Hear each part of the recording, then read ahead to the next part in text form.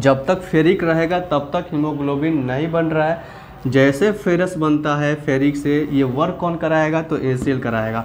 और HCl इस पे जैसे फेरिक से फेरस बनाता है, उससे क्या होता है, हीमोग्लोबिन क्या होता है बनने के लिए क्या होता है, प्रोसेस में लग जाता है और उससे हीमोग्लोबिन बनना शुरू हो जाता है। अब याद रखिएगा कि यदि हमारे शरीर में HCl की कमी होती है तो क्या होगा, HCl की कमी होती है तो हीमोग्लोबिन का आकार क्या हो जाएगा, छोटा हो जाएगा। ठीक है, और ये आकार छोटा हो जाएगा तो हीमोग्लोबिन पाया किस में जाता है, तो RBC में, यानी RBC का आकार क्या हो जाएगा, छोटा हो जाएगा। और जो RBC जब छोटा हो जाएगा तो हमारे शरीर के जो माइक्रोफेज हैं उसको आइडेंटिफिकेशन नहीं कर पाएंगे, पहचान नहीं पाएंगे, और जब नहीं पहचान पाएंगे तो उनको मार दिया जाएगा और इस तरह से RBC खत्म हो जाएंगे। और जब RBC खत्म हो जाएगा तो हमारा जो हीमोग्लोबिन काउंट है वो क्या हो जाएगा, कम हो जाएगा। और जब उसको वो हीमोग्लोबिन जब कम हो जाएगा तो क्या हो जाएगा, हमारे शरीर में हीमोग्लोबिन की कमी होगी, और हीमोग्लोबिन की कमी होगी तो उसको हम क्या बोलते हैं, एनीमिया कहते हैं, यानी खून की कमी। और खून की कमी होगा तो निश्चित है कि हमारे शरीर में एनर्जी बनेगा ही नहीं।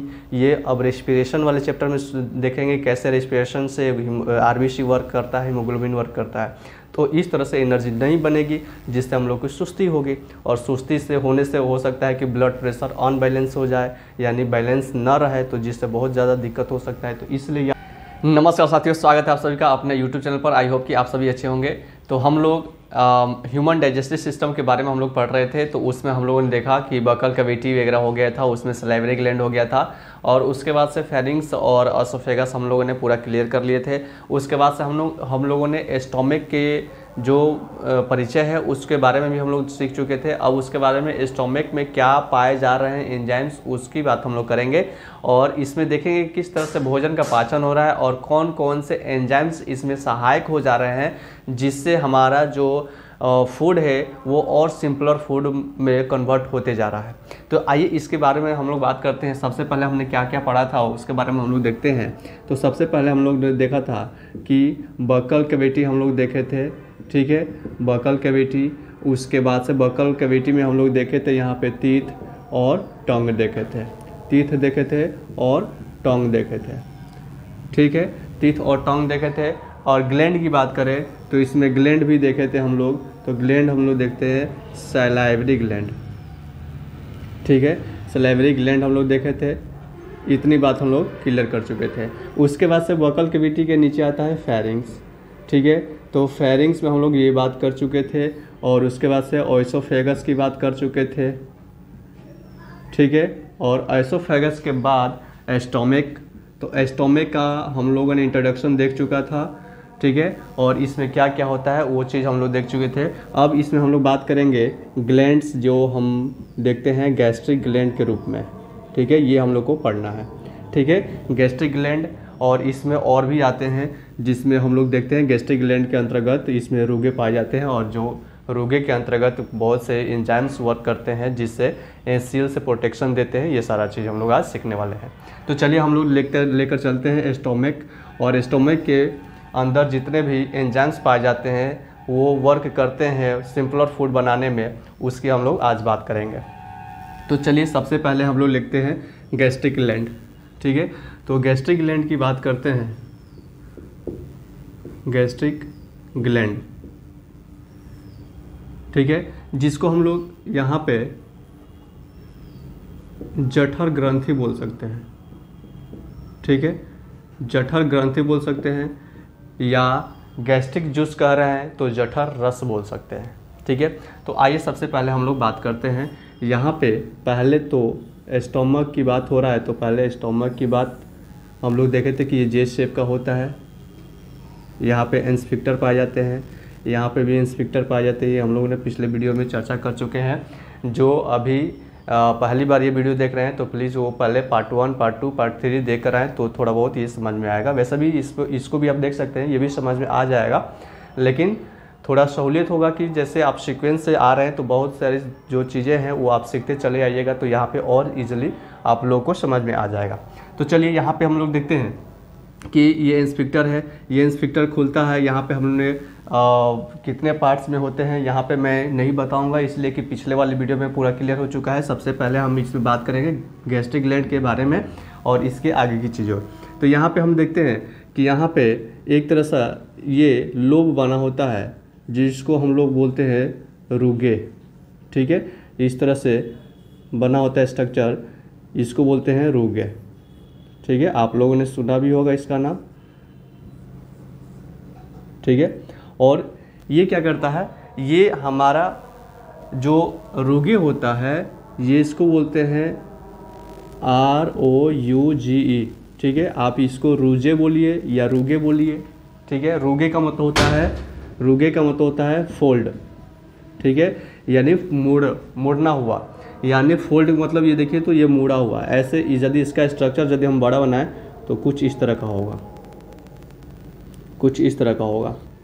ठीक है, तो ये रुगे हो गया जो क्या करता है, ये फोल्ड मतलब इस तरह का स्ट्रक्चर होता है। अब इसके स्ट्रक्चर की बात करेंगे कि इसमें कैसे कैसे कौन कौन से सेल होते हैं और वो सेल कौन कौन सा ये वर्क करते हैं, तो इससे पूरा क्लियर हो जाएगा। तो चलिए इसमें हम इसकी बात करते हैं, जो इसका जो स्ट्रक्चर है उसको हम लोग पहले क्लियर करते हैं। तो इसी को हम लोग किसी एक को हम निकाल करके यहाँ से ये वाला हम क्या कर रहे हैं, ये यहाँ बड़ा बना रहे हैं। तो देखिए, ठीक है, ये क्या चीज़ का स्ट्रक्चर है, तो ये इसमें से कोई एक आप निकाल करके इसको निकालिए या इसको निकालिए, इसको जूम कर दीजिए और जूम करने के बाद आपका ये स्ट्रक्चर ये बनेगा। ठीक है, ये आपका स्ट्रक्चर ये आपका बनेगा यहाँ पे। ठीक है, इसको क्या बोलते हैं, रुगे या रुगे बोलिए या रूजे बोलिए। ठीक है, ये आपके ऊपर डिपेंड करता है। चलिए, अब ये क्या होता है, फोल्ड लाइक संरचना होता है। ठीक है, फोल्ड लाइक संरचना। ठीक है, इसलिए इसको हम लोग रुगे बोलते हैं। रुगे का मतलब फोल्ड, ऐसे याद रखिएगा। अब यहाँ पे हम लोग देखते हैं कि यहाँ पे कुछ सेल होते हैं। ठीक है, यहाँ पे कुछ सेल होते हैं, यहाँ पे भी कुछ सेल होते हैं, सेम सेल यहीं पे होते हैं। उसके नीचे पैरेटल में भी सेल होते हैं। ठीक है, ये सेल यहाँ पे लगे हुए हैं, यहाँ पे भी इसके पैरेटल सेल लगे होते हैं, यहाँ पे भी इसके पैरेटल सेल होते हैं। उसके बाद से और एक सेल होते हैं जिसको हम बता रहे हैं कि यहाँ पे आप देख सकते हैं कि इसके बीच में भी ये सेल लगे होते हैं इस तरह से। ये मैक्सिमम नंबर में होते हैं। ठीक है, ये मैक्सिमम नंबर में होते हैं, इनकी संख्या बहुत अधिक होती है इन सेल की।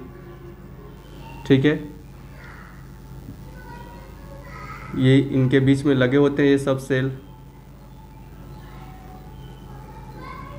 तो इस तरह की संरचना जो होती है, ये पूरी तरह से ये सेल क्या होते हैं, इसको पूरी तरह से घेर कर रखते हैं और ये पूरे एक से एक ये पूरे सटे होते हैं। ये थोड़ा गैप हम बना रहे हैं तो इसको ऐसे मत समझिएगा कि ये गैप भी होता है। ये पूरा सेल एक दूसरे से सटे होते हैं और इस तरह का संरचना यहाँ पे देखने को मिलता है। अब यहाँ पे हम इसको पहले रीनेम कर देते हैं, उसके बाद से आगे की चीज़ें हम लोग देखेंगे। तो देखिए, इसको हम लोग बोलेंगे, इसको हम बोलेंगे म्यूकस नेक सेल। नेक सेल यानी सबसे ऊपरी हिस्सा है। ठीक है, ये ऊपरी हिस्सा है तो इसको नेक सेल बोलेंगे। अब यहाँ पे हम बता दे रहे हैं, यदि हम इसको लेकर चले तो ये वाला, तो यहाँ पे ये वाला बात हम कर रहे हैं। ठीक है, ये वाला बात कर रहे हैं, ये ऊपर वाला का। तो ये हो गया नेक सेल। ठीक है, म्यूकस नेक सेल। और उसके नीचे आए तो ये जो ब्लैक का कलर का दिख रहा है, इसको बोलते हैं पैरेटल सेल। तो चलिए अभी यहाँ पे लिख देते हैं ताकि इसका वर्क यहीं पे समझा देंगे। इसको बोलते हैं पैरेटल सेल।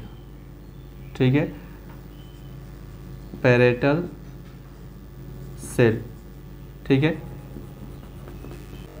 इसको हम लोग ऑक्जेंटिक सेल भी बोलते हैं। ठीक है, ऑक्जेंटिक सेल भी बोलते हैं। ठीक है, पैरिएटल सेल या इसको ऑक्जेंटिक सेल भी बोलते हैं। और यहाँ पे इन जितने सारी जो मैक्सिमम नंबर है, इसको हम लोग बोलते हैं यहाँ पे चीफ सेल। ठीक है, चीफ सेल। क्यों? क्योंकि ये मैक्सिमम नंबर में है। ठीक है, मैक्सिमम नंबर होता है इनका, याद रखिएगा। ठीक है। ये क्या होता है, इसको हम लोग जाइमोजन सेल भी बोलते हैं, जाइमोजन सेल भी बोलते हैं। क्यों बोलते हैं जाइमोजन सेल? क्योंकि ये इनएक्टिव फॉर्म में है। ठीक है, क्या ये इनएक्टिव फॉर्म में है, ये अभी कोई एक्टिविटी नहीं कर रहे हैं, ये सिर्फ और सिर्फ प्रोटेक्शन का काम करते हैं, ये कोई एक्ट नहीं करते हैं फूड के ऊपर। ठीक है, ये हमारे एसीएल से क्या करते हैं, प्रोटेक्ट करते हैं। तो ये सभी सेल जो होते हैं, सबसे पहले देखते हैं म्यूकस नेक सेल, उसका पेरिएटल सेल या इसको ऑक्सीनेटिंग सेल बोलते हैं, और इसको चिप सेल बोलते हैं जो मैक्सिमम नंबर में होते हैं, जिसको जाइमोजन सेल भी बोलते हैं। ये क्या होते हैं, इनएक्टिव फॉर्म में होते हैं, ये एक्टिव नहीं होते हैं, तो इनको हम इनएक्टिव जाइमोजन बोल सकते हैं या इनएक्टिव फॉर्म बोल सकते हैं, यहाँ पे याद रखिएगा। अब यहाँ पे इसका म्यूकस करता क्या है, यहाँ पे 1 से लेकर 3 mm तक एक थिक लेयर होता है, एक पतला लेयर होता है। ठीक है, क्या होता है, ये 1 से 3 mm तक ये लेयर बना कर रखता है। ठीक है, यहाँ पे लेयर बना कर रखता है। ठीक है, क्यों? ताकि ये प्रोटेक्शन दे सके। क्या करता है, सुरक्षा देता है, प्रोटेक्ट फ्रॉम HCl से प्रोटेक्ट करता है। जो हमारे पेट के अंदर यहाँ पे HCl है, ये HCl इतना खतरनाक होते हैं कि यदि ये वाला यदि लेयर नहीं रहता तो ये पूरी तरह से ये जो स्किन है उसको बर्बाद कर देता। तो हमारा स्टोमक नहीं रहता, वो पूरी तरह से फट जाता, यानी स्किन पूरी तरह से जल कर भस्म हो जाता। तो इसलिए ये इनका रोल ये है कि जो प्रोटेक्ट करता है HCl से, और यहाँ पे प्रोटियोलाइटिक एंजाइम से क्या करता है, प्रोटेक्ट करता है।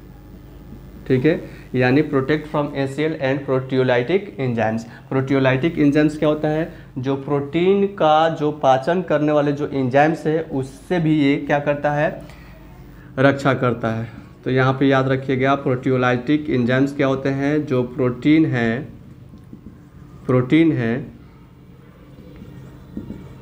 प्रोटीन डाइजेस्टिव एंजाइम होते हैं। ठीक है, याद रखिएगा। तो ये है म्यूकस नेक सेल का काम। 1 से 3 mm लेयर बना कर रखते हैं। क्यों? ताकि हाइड्रोक्लोरिक अम्ल और प्रोटियोलाइटिक एंजाइम से सुरक्षा कर सके। ठीक है, उसके बाद से ये पेरिएटल सेल की बात करते हैं। तो पेरिएटल सेल की बात हम लोग करते हैं, तो ये क्या करता है, ये HCl के फॉर्मेशन में काम करता है, रिलीज करता है। क्या रिलीज करता है, तो रिलीज करता है HCl, और यहाँ पे कैस्टल्स,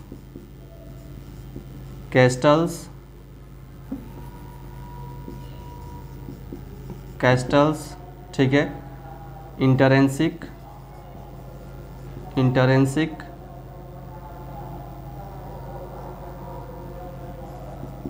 कैस्टल इंटरेंसिक, जिसको यहाँ पे CIF कहते हैं। देख लीजिए, ये पेरिएटल सेल या ऑक्सीनेटिंग सेल क्या करता है, रिलीज करता है क्या चीज़, HCl को, और उसके साथ साथ कैस्टल इंटरेंसिक फैक्टर को भी, यानी CIF को भी क्या करता है, रिलीज करता है। अब इसका वर्क क्या है, इसके बारे में हम HCl का रोल क्या होता है और कैस्टल इंटरेंसिक फैक्टर का रोल क्या होता है, ये आगे बात हम लोग करेंगे। अभी हम लोग देख लेते हैं चिप सेल। तो चिप सेल क्या होते हैं, ये मैक्सिमम नंबर होते हैं, जिसको हम लोग जाइमोजन सेल भी बोलते हैं। ये जाइमोजन सेल इनएक्टिव होता है। अब सोचिए कि यहाँ पे यदि एक्टिव हो जाए तो फिर इस लेयर को क्या करेगा, बर्बाद कर देगा, ये स्वयं उसको क्या करेगा, ख़त्म कर देगा। इसलिए यहाँ पे ये क्या होते हैं, इनएक्टिव होते हैं। और जब ये HCl होता है, HCl आता है, तब वो फूड पर क्या करता है, वर्क करता है, और ये एक लेयर का काम करता है। ठीक है, तो याद रखिएगा, कैस्टल इंटरेंसिक फैक्टर और HCl कौन रिलीज करता है, पेरिएटल सेल। पेरिएटल सेल ये यहाँ पे गैस्ट्रिक जो रूजे होता है, यहाँ पे याद रखिएगा, गैस्ट्रिक जो रूजे है वो क्या करता है, गैस्ट्रिक ग्लैंड को बनाता है। ठीक है, क्या करता है, गैस्ट्रिक ग्लैंड को क्या करता है, बनाता है। ठीक है, तो यही गैस्ट्रिक ग्लैंड को क्या करते हैं, ये बनाते हैं कौन, गैस्ट्रिक रूजे। और गैस्ट्रिक रूजे की बात करते तो हम यहाँ पे देखते हैं कि उसमें म्यूकस नेक सेल पाए जाते हैं और चीफ सेल पाए जाते हैं और पेरिएटल सेल पाए जाते हैं। और पेरिएटल सेल को हम लोग एक्सोनेटिक सेल बोलते हैं और ये एक्सोनेटिक सेल एंसिल रिलीज करते हैं। और यहाँ पे कैस्टल इंट्रिंसिक फैक्टर जिसको CIF बोलते हैं ये यहाँ पे रिलीज करते हैं। अब हम लोग देखते हैं कि यहाँ से इंपॉर्टेंट क्वेश्चन निकलते हैं ACL से और कैस्टल इंट्रिंसिक फैक्टर से। तो इसके रोल हम लोग देखते हैं कि इसकी भूमिका क्या है ACL की और कैस्टल इंट्रिंसिक फैक्टर की। ठीक है, तो चलिए इसको पहले हम मिटा लें। पहले इसको याद रखिएगा कि सबसे ऊपर है तो नेक, नेक मतलब गर्दन, तो याद रखिएगा म्यूकस नेक सेल। ये म्यूकस होता है जो लेयर बना कर रखता है 1 से लेकर 3 mm थिक लेयर, एक लेयर बना कर रखता है ताकि वो प्रोटेक्ट कर सकता है ACL से और प्रोटियोलाइटिक एंजाइम से। ये पेरिएटल सेल होता है जो ACL और कैस्टल इंट्रिंसिक फैक्टर को क्या करता है, रिलीज करता है। और चीफ सेल क्या करता है, ये मैक्सिमम नंबर में ये होते हैं। ठीक है, जिसको हम लोग चीफ सेल बोलते हैं। ये क्या होते हैं, मैक्सिमम नंबर होते हैं। ये एंजाइमोजन सेल होते हैं जो इनएक्टिव फॉर्म में होते हैं, यानी ये एक्टिव नहीं रहते हैं। ठीक है, तो चलिए इसके बारे में हम लोग अब देखते हैं कि रोल ऑफ ACL और role of Castle intrinsic factor. चलिए इसको पहले मिटा दें।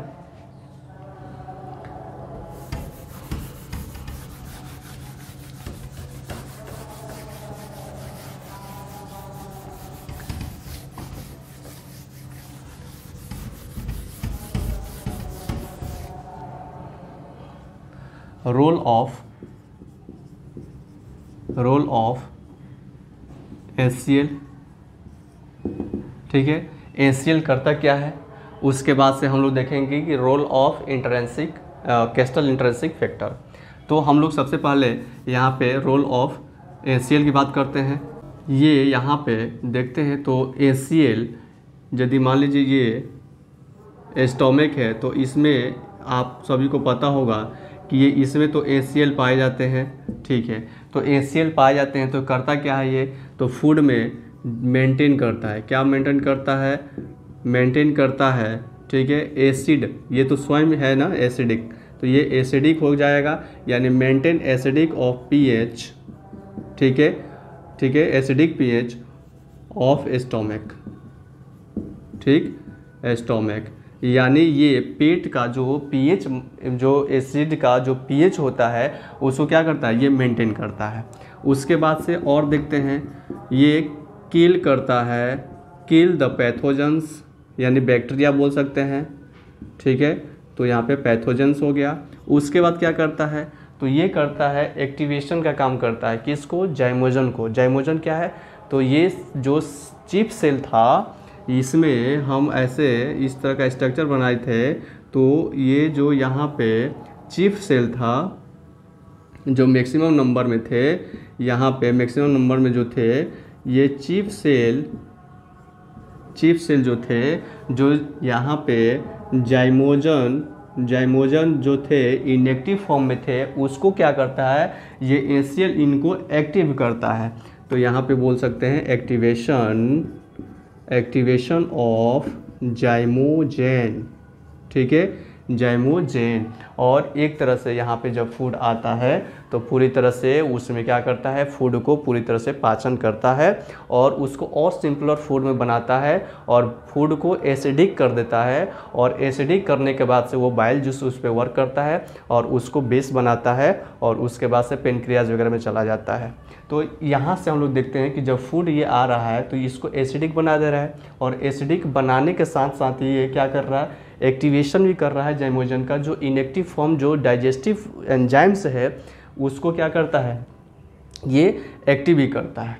उसके बाद से हम लोग आते हैं, ये रोल हो गया maintain acidic pH of stomach, kill the pathogens, activation of zymogen. ठीक है, अब आते हैं हम यहाँ पे रोल ऑफ, इसको पहले मिटा देते हैं।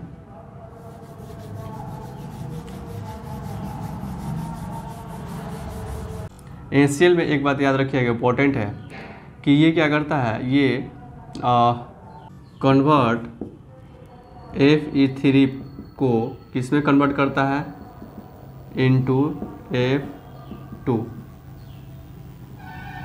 यानी यहाँ पे हम लोग एक और उसमें ऐड कर सकते हैं कि मेंटेन तो करता है एसिडिक पीएच, और उसके साथ साथ एक्टिवेशन भी करता है और पैथोजेंस को किल भी करता है, और उसके बाद से ये NaCl क्या करता है, कन्वर्ट करता है F3 को F2 में।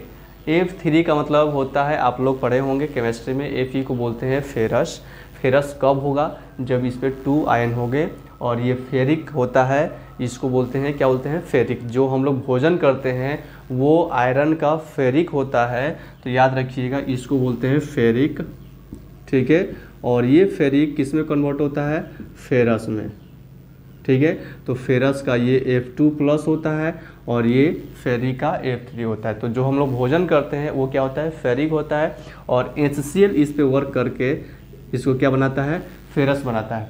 अब सोचिए कि हमारे शरीर में यदि HCl नहीं रहता तो क्या होता, फेरिक से फेरस नहीं बनाता, और फेरिक से फेरस नहीं बनाता तो हमारे जो शरीर में ब्लड है, जिसमें ब्लड के अंदर जो पाया जाता है RBC, और RBC के अंदर पाया जाता है हीमोग्लोबिन, हीमोग्लोबिन नहीं बनता, और हीमोग्लोबिन नहीं बनता तो हमारा हीमोग्लोबिन क्या होता, काउंट कम हो जाता, और हीमोग्लोबिन काउंट कम हो जाता तो उससे हमें क्या हो सकता है, एनीमिया हो सकता है। तो यहाँ पे हम लोग देख सकते हैं कि जो HCl वर्क करता है वो फेरिक से फेरस बनाने में, ताकि हीमोग्लोबिन का जो साइज है वो छोटा ना रह पाए। तो इसलिए हीमोग्लोबिन को क्या करता है, ये हीमोग्लोबिन को मेंटेन करके रखता है, यानी ये हीमोग्लोबिन को बनाने का काम करवाने के लिए ये फेरिक को फेरस में कन्वर्ट करता है।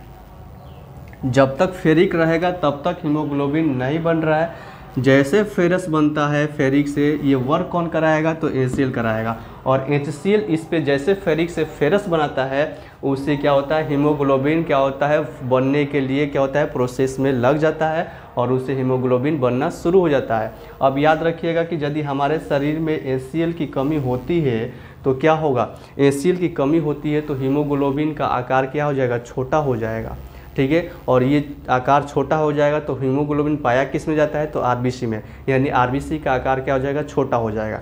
और जो RBC जब छोटा हो जाएगा तो हमारे शरीर के जो माइक्रोफेज हैं उसको आइडेंटिफिकेशन नहीं कर पाएंगे, पहचान नहीं पाएंगे, और जब नहीं पहचान पाएंगे तो उनको मार दिया जाएगा, और इस तरह से RBC खत्म हो जाएंगे। और जब RBC खत्म हो जाएगा तो हमारा जो हीमोग्लोबिन काउंट है वो क्या हो जाएगा, कम हो जाएगा, और जब उसको वो हीमोग्लोबिन जब कम हो जाएगा तो क्या हो जाएगा, हमारे शरीर में हीमोग्लोबिन की कमी होगी, और हीमोग्लोबिन की कमी होगी तो उसको हम क्या बोलते हैं, एनीमिया कहते हैं, यानी खून की कमी। और खून की कमी होगा तो निश्चित है कि हमारे शरीर में एनर्जी बनेगा ही नहीं।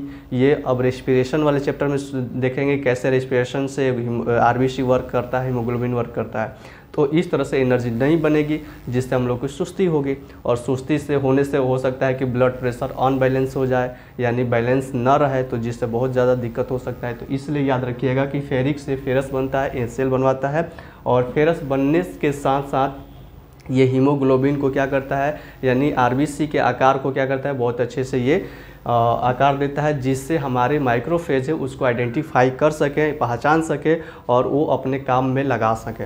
तो याद रखिएगा ये क्या करता है, HCl फेरिक से फेरस बनाता है, और फेरस बनाने के बाद वही हीमोग्लोबिन वगैरह बनाना स्टार्ट कर देता है। तो HCl का इंपॉर्टेंस समझ में आ गया, रोल क्या है कि ये हमारे शरीर में एनीमिया नहीं होने देता है। तो यहाँ पे याद रखिएगा कि लेक ऑफ हीमोग्लोबिन, ठीक है, हीमोग्लोबिन, ठीक है, कब, जब RBC का साइज छोटा होगा, RBC इन स्मॉल साइज होगा तो क्या होगा, उसको बोलते हैं माइक्रोसिटिक एनीमिया, ठीक है, क्या बोलते हैं, माइक्रोसिटिक एनीमिया। इसको क्या बोलते हैं, कौन सा anaemia, there are 2 types of anaemia, microcytic और मैक्रोसिटिक। मैक्रोसिटिक बताएंगे क्या होता है, माइक्रोसिटिक ये एनीमिया होता है, क्योंकि ये लेक ऑफ हीमोग्लोबिन, यानी फेरिक से फेरस बन ही नहीं रहा। जब HCl हमारे शरीर में रहेगा ही नहीं तो फिर ये क्या हो जाएगा, फेरिक से फेरस बनेगा ही नहीं, तो लेक ऑफ हीमोग्लोबिन हो गया, यानी RBC का साइज क्या हो जाएगा, छोटा हो जाएगा। तो साइज में छोटा हो जाएगा तो उसको माइक्रोसिटिक एनीमिया यानी लेक ऑफ ब्लड तो लैक ऑफ ब्लड यानी खून की कमी से कौन सा रोग होता है हम लोग पढ़े हुए हैं, तो उससे एनीमिया। कौन सा एनीमिया, तो माइक्रोसिटिक एनीमिया। इतना क्लियर हुआ। अब आते हैं हम लोग यहाँ पे रोल ऑफ NaCl क्लियर हो गया कि मेंटेन क्या करता है, एसिडिक जो फूड pH होता है उसको मेंटेन करता है स्टोमक में।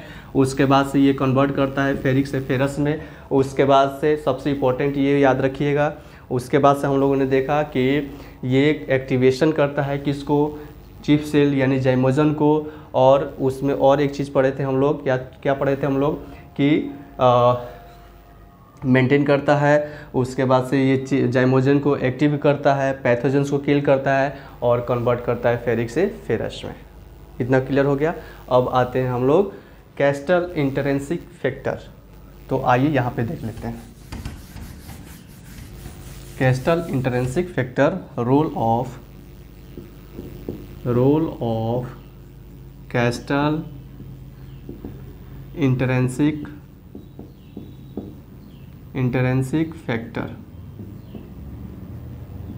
क्या होता है ये, इसको पहले हम समझेंगे। ठीक है, ये रिलीज कहाँ से होता है, तो ये पेरिएटिक सेल, जो पेरिएटल सेल है वो क्या करता है, जिसको ऑक्जेंटिक सेल बोलते हैं, यहाँ पे याद रखिएगा, यहाँ पे था, वो क्या करता है, वो रिलीज करता है NaCl। तो NaCl की बात हो गई।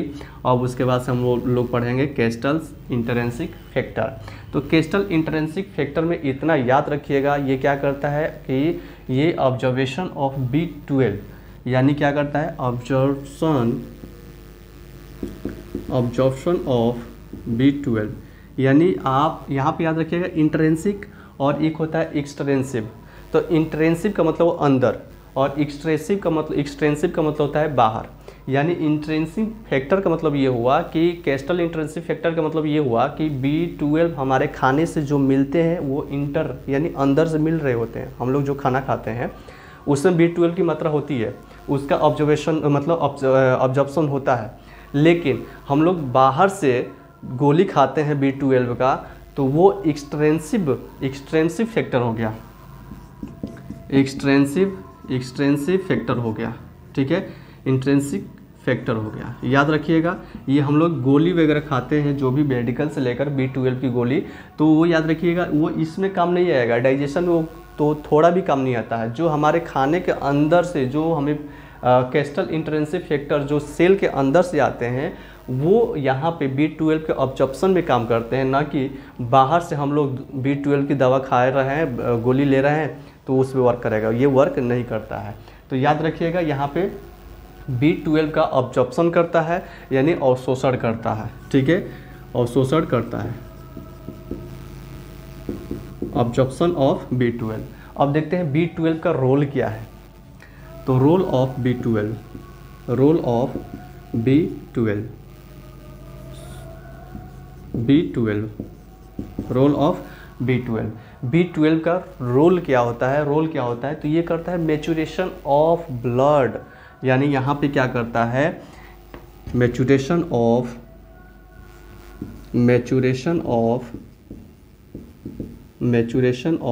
RBC। ठीक है, RBC हम लोगों ने पढ़ा था HCl में जो फेरिक से फेरस बनाता है। तो फेरिक से फेरस बनाता है तो वो ACl बना रहा है ताकि हीमोग्लोबिन जो है वो अच्छा से वर्क करे, बने, और उसके बाद से RBC का जो साइज है वो पूरे अच्छे से हो। लेकिन वो वहाँ पे यदि कमी हो रहा है तो वो क्या हो रहा है, वो सही ढंग से नहीं बन रहा है। यहाँ पे मैच्योरेशन ऑफ RBC देखते हैं तो वहाँ पे तो स्मॉल छोटा हो गया था जिसको माइक्रोसिटिक एनीमिया बोले थे। यहाँ पे क्या होगा, मान लीजिए कि ये मान लीजिए RBC है। ठीक है, RBC है और ये मैच्योरेशन हो करके और यहाँ पे एक तरह से जो इसका नॉर्मल साइज है वो इसका नॉर्मल साइज बन गया। ठीक है, ये हो गया मैच्योर। ठीक है, ये मैच्योर RBC हो गया जो हमें चाहिए।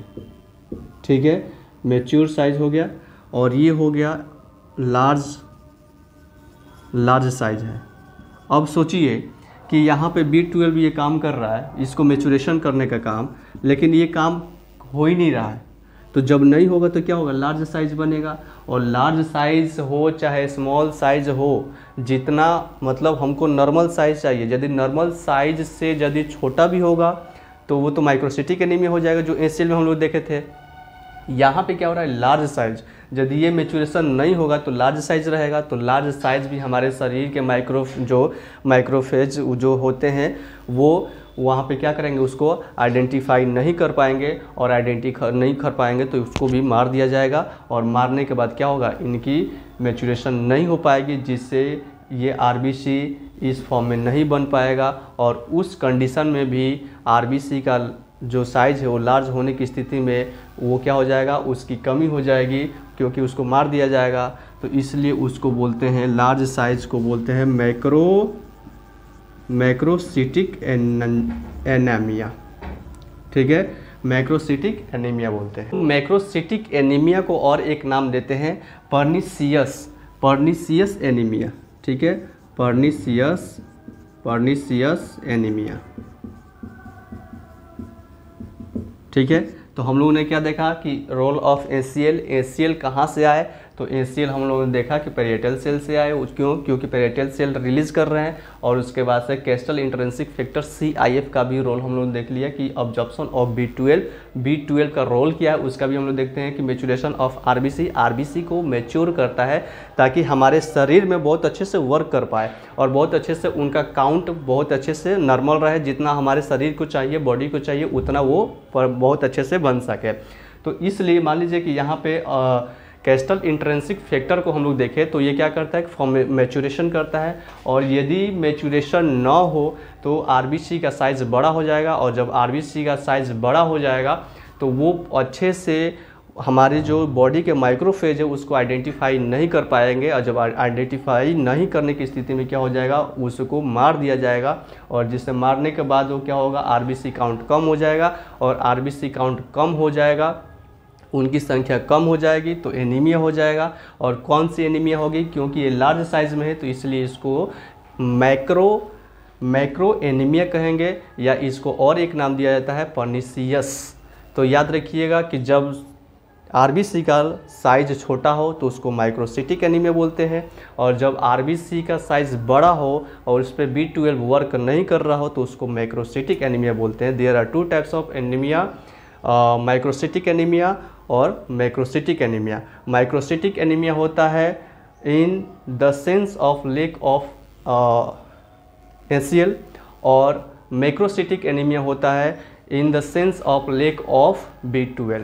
तो इसलिए हमारे शरीर में ACL और B12 होना ज़रूरी होता है। तो इसलिए हम लोग जब भी ACL की बात करते हैं तो ACL हम स्टोमक में देखते हैं, और स्टोमक के अंदर हम लोग रोल ऑफ ACL भी देख लिए, और उसके बाद से role of Castle intrinsic factor भी देख लिए।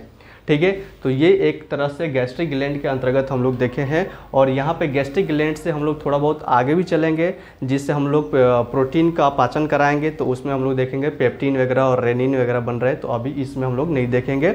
तो आप मिलते हैं। उसके बाद से यहाँ पे आरबीसी याद रखिएगा, मैच्योरेशन ऑफ आरबीसी B12 कराता है, और जो ACL कराता है वो क्या कराता है कि यहाँ पे जो ACL है वो फॉर्मेशन ऑफ एक्टिवेशन करता है, किसका, तो चीफ सेल का, जाइमोजेन का। ये पूरा क्लियर हो गया है।